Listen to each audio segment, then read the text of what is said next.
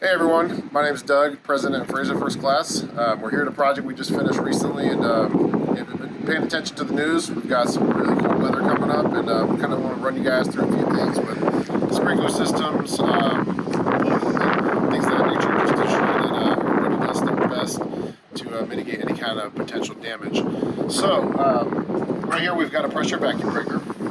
It's standard on any irrigation system here in the South. And we're going to show you how to get rid of most of the water inside of it. This one has two, if you notice, there's two ball valves here on the vertical pipe that runs into it. This one is not standard. Somebody installed that just to kind of be able to shut the water off to replace this whole unit without having to turn off water to the house. Good idea, but it's also kind of a good point here. Slightly insulated. That's it.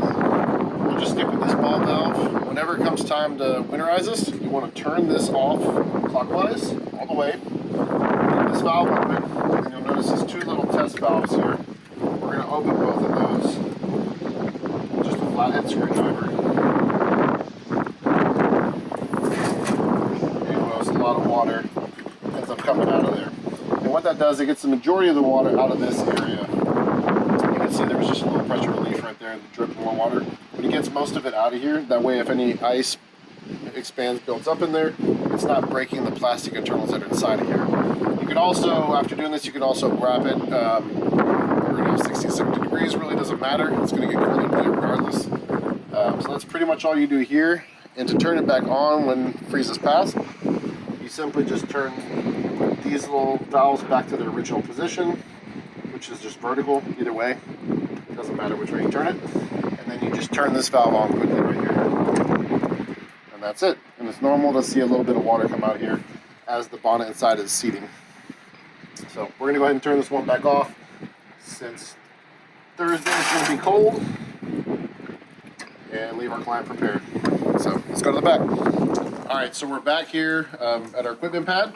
I'm going to run you through a couple things here just in case we lose power. Most automated systems have a freeze protection built in. Even those that aren't automated and have mechanical timers usually have a freeze sensor as well.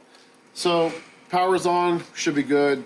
Pump should automatically start cycling, keeping the water moving through the lines. That way we just have dynamic, water there and not sitting water that could potentially cause a break. That said, if you look at the bottom of these pumps, you'll notice there's drain plugs. There's one here, there is one here. And you'll notice on this pump it's very similar. Some of the smaller pumps, like our booster pump, will only have one. You can see here. So you want to pretty much pull those plugs, let it drain as much as possible. On these ones that have lids, it also helps to pop the lids off. That way it'll drain a little bit quicker, and you can leave the lids off. That way if there's, again, any ice expansion, it doesn't cause anything to break, gives it room to move. And here in the drain, or not the drain on the bottom of the filter, there's a relief valve here. We can actually open those. They may all look a little bit different, but they're all the same, operated the same way. You open that, and then here at the bottom, the drain line here, the drain plug here, I should say, you open that and then allow all the water to spill out.